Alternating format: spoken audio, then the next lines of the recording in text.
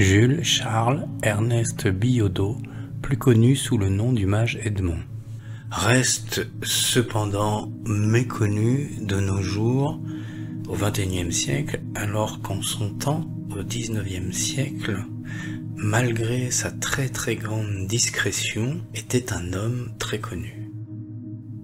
Si on se réfère au témoignage d'Edmond lui-même, écrit dans son livre À tout le monde, publié en 1956, c'est guidé par sa vocation qu'il monte en ville à l'âge de 18 ans. Edmond est polyglotte, il parle français, anglais, allemand, hébreu, grec et latin. Edmond, par des circonstances extraordinaires, se retrouve à remplacer un autre sorcier tombé malade, place de la Bastille, qui officiait chez un marchand de vin. En ce temps-là, la Bastille était un quartier miséreux où vivaient les pauvres.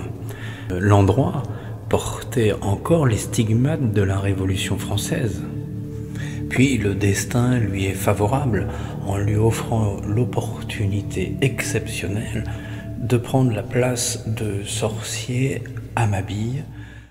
Le film Les Mystères de Paris, tiré du roman d'Eugène Sue, réalisé en 1962 par André Hunebelle, s'ouvre sur le bal Mabille.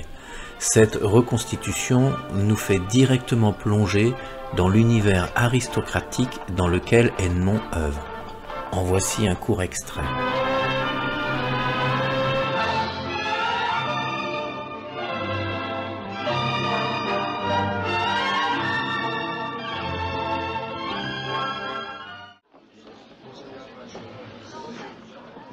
Mon cher Rodolphe, j'ai en ton nom lancé un défi au baron de Lansignac.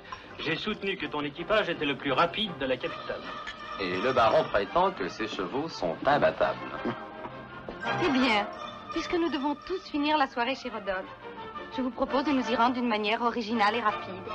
Pariez donc 500 louis pour celui de vous deux qui arrivera le premier à l'hôtel de Sambreuil. Qu'en dites-vous? Tenu? Oh, Rodolphe, ce serait tellement amusant. Dans Paris aventureux de Manet, édité en 1860, voilà ce qu'il dit d'Edmond. Ce qui manque à Mabille, depuis qu'Edmond est devenu un grand seigneur, c'est un sorcier. On a succédé à Edmond, on ne l'a pas remplacé. Quant à lui, sa gloire comme cartomancien est immense. 1860, Edmond gagne jusqu'à 500 francs par jour, ce qui correspond à environ 2300-2500 euros. Tout va donc pour le mieux pour Edmond, jusqu'en 1863 où il semble avoir quelques problèmes avec la police en lien avec l'exercice de la cartomancie. De nombreux articles de presse relatent la disparition d'Edmond ou le retour sur ses terres.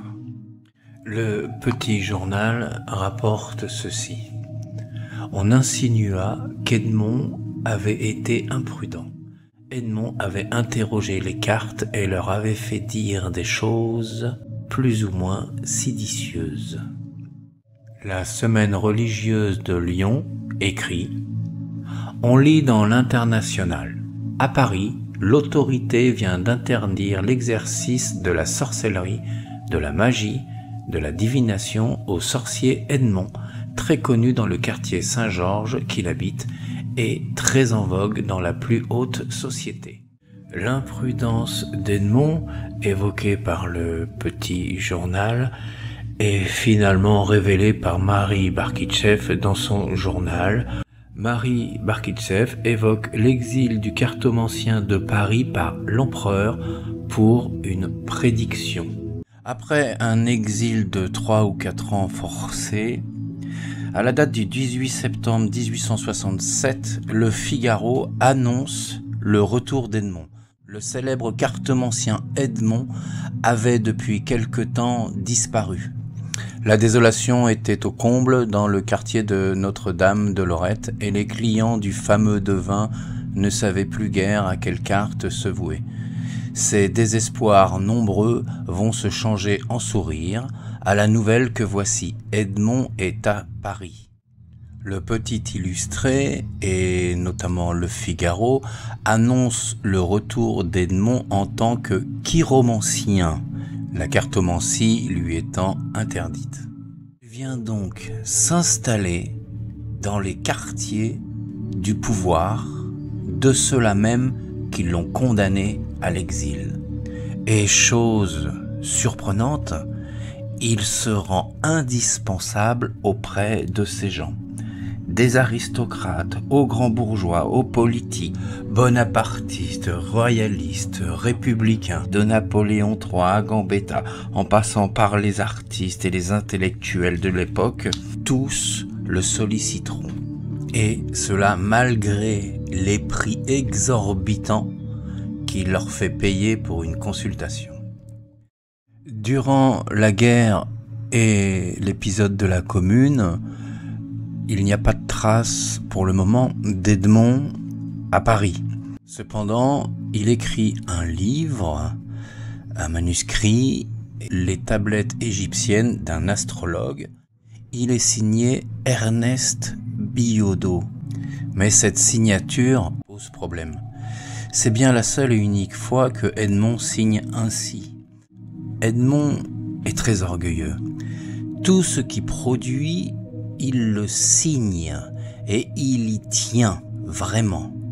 Il dénonce même des contrefaçons. La signature Edmond, c'est sa marque.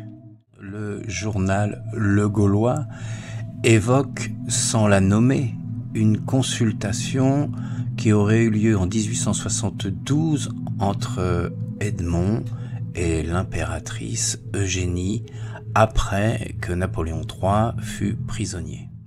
Sa notoriété est telle qu'il a réussi à faire effacer le mot sorcier accolé à son prénom qui indiquait sa profession.